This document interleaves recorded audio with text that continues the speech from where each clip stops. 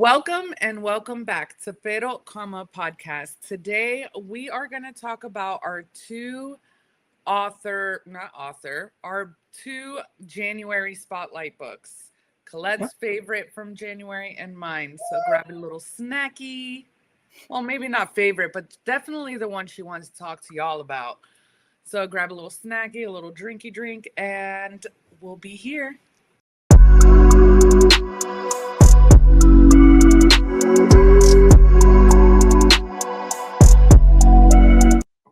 All right, guys. So I have my January Spotlight book, which is His and Her by Alice Feeney. And Collette has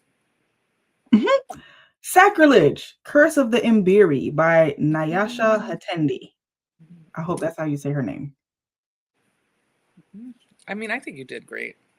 Okay. But then again, let us know if we're wrong so we can fix it. So let us know.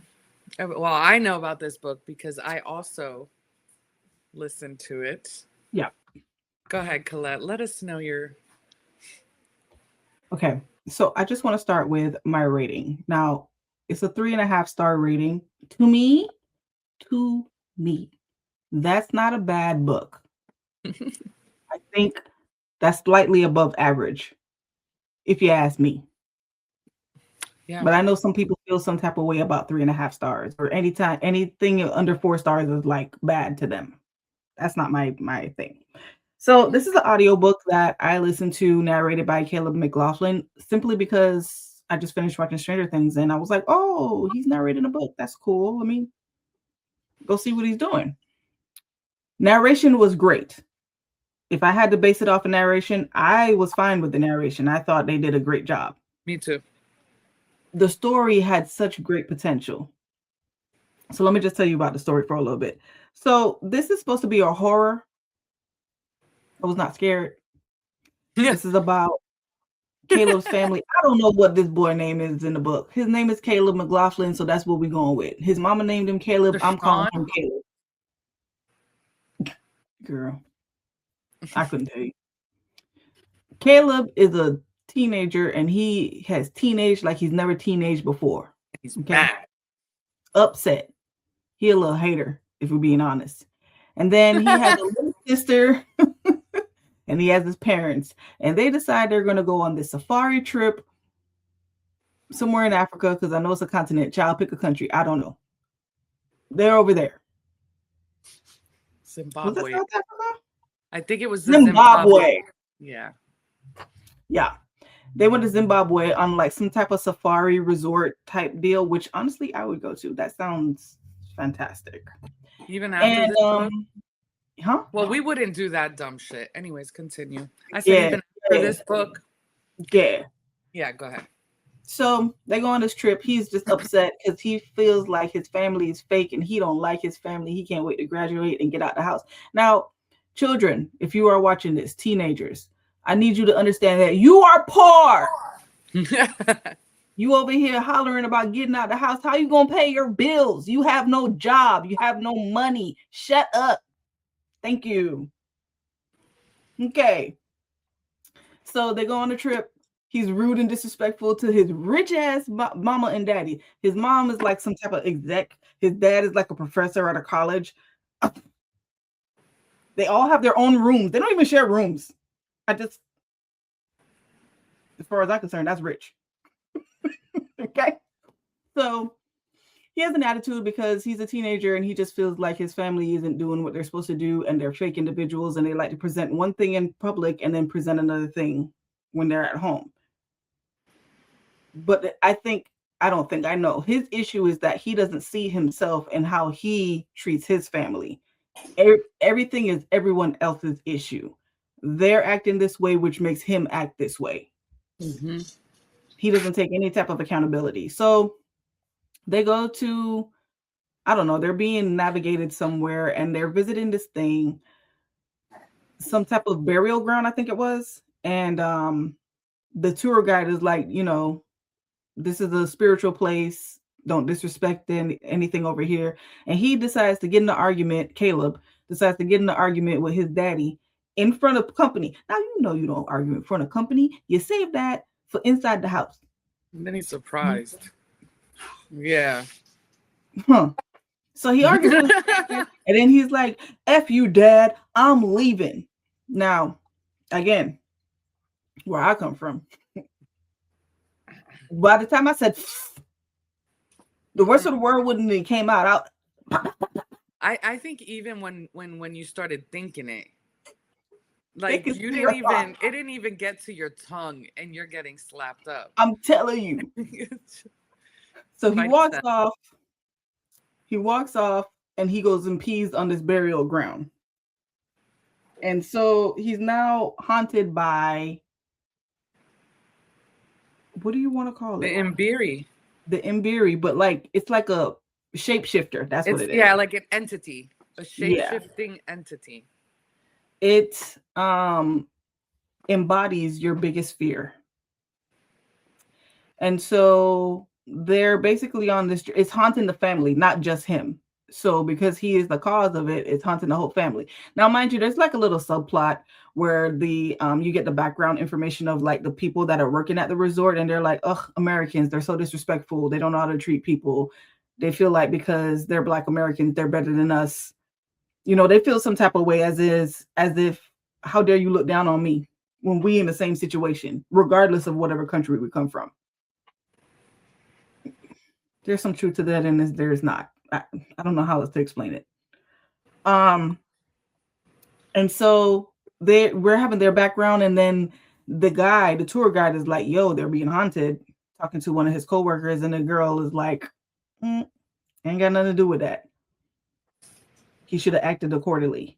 Mm-hmm. And then we get the backstory of how his little sister was a twin, and what happened to the little brother, and how he died. And really, Caleb, you helped your brother die. Mm-hmm. And he feels guilt towards that, but at the same time, he feels like I shouldn't be held accountable for it. But his guilt is eating at him. So every time his parents say anything, he feels like it's an attack towards him because he allowed his little brother to die. The little sister is carrying everything. She has no one to talk to. The mama and the daddy cheating on each other. It's just a mess. Mm-hmm. Fantastic story. The execution wasn't the best. I feel like this could have went. There were so many different ways that she could have just expounded on things, because it was only like 4.5 hours. It was a short read. It wasn't really long. I feel like if she had expounded on some things, it would have made it better. This is one of the few times where I would say you needed more in order to build on the story. I feel like you didn't get a lot of character growth. You didn't get a lot of in-depth. It was just a lot of rage and anger. And it bothered me because I felt like it was right there. The bones were right there. Yeah. And that's all we got was the bones. So yeah, I would still recommend listening to it. I think the voice actors did great. Caleb, the sister, the mom, the dad, the people, the tour guides, and all of them. I think that was fantastic. But yeah, I would I don't know about highly recommend, but I would recommend listening to it. I enjoyed it. I thought it was pretty good. Highly, I wouldn't highly recommend it. I still recommend it though. Just, there we go. I agree with her. That's Sacrilege. I agree with her. I liked it. I'm with her.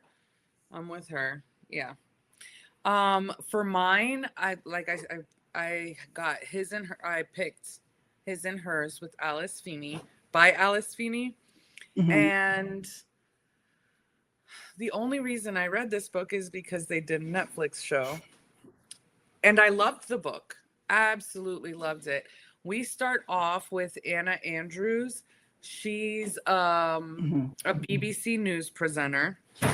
And she self-medicates with alcohol. At the beginning of the book, she's returning home from something. She's drunk. It doesn't specify what it is or whatever. The next day she goes into work, and the only reason right now she's a presenter is because the main presenter went out on maternity leave, came back, got pregnant again, and left for maternity leave. And this time she didn't come back. So she's been, Anna Andrews has now been the presenter for 2 years, about 2 years, and they're about to renew her contract. And she's so excited about this. She's worked so hard, blah, blah, blah. Well, when she gets into work, she thinks that they're gonna, when she gets into work, they have a conversation with her and they're like, listen, she came back. Kat came back. So we're going to put you back in the field. And in this area, this is like a demotion. She's like, oh, well, what? Like, why can't she go back? Blah, blah, blah, whatever.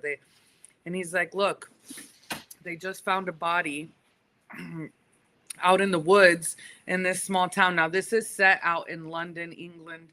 So they just found a body out in a small town. Why don't you go check it out? This town so happens to be the town that she grew up in. So then now we switch over to his perspective. Who?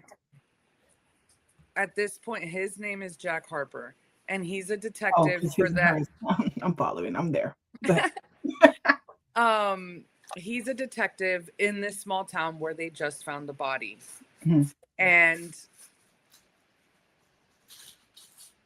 when he goes out to the scene, he realizes that this is the woman that he's been sleeping with, but he does not say anything. He doesn't say anything. So now we go back to her. When she gets there, his little assistant Priya is like trying to set things up, and she lets some stuff slip to her. And when they finally do the news conference of what's going on, Anna asks him a question, and that's when he realizes that he's like, oh, that's my ex-wife. And that's when we learn that they're So now we just don't have some days pass. Now in this town, her mom is there. Old lady, like she's not old like that. She's sick though. She has dementia.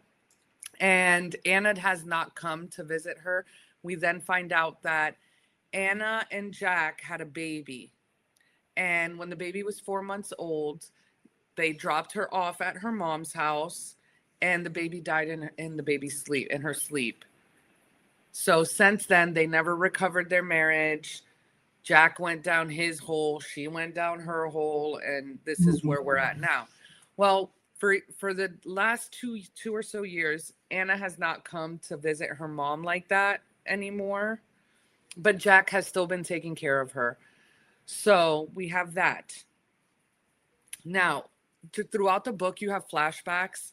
She didn't always have an easy life. Her dad left them, and the mom then had to, support her, both of them. And she started cleaning everybody's house in town.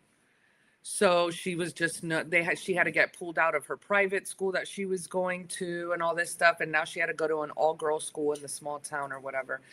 And, her mom was the one that's cleaning everybody's home. So she kind of had a little feeling about that.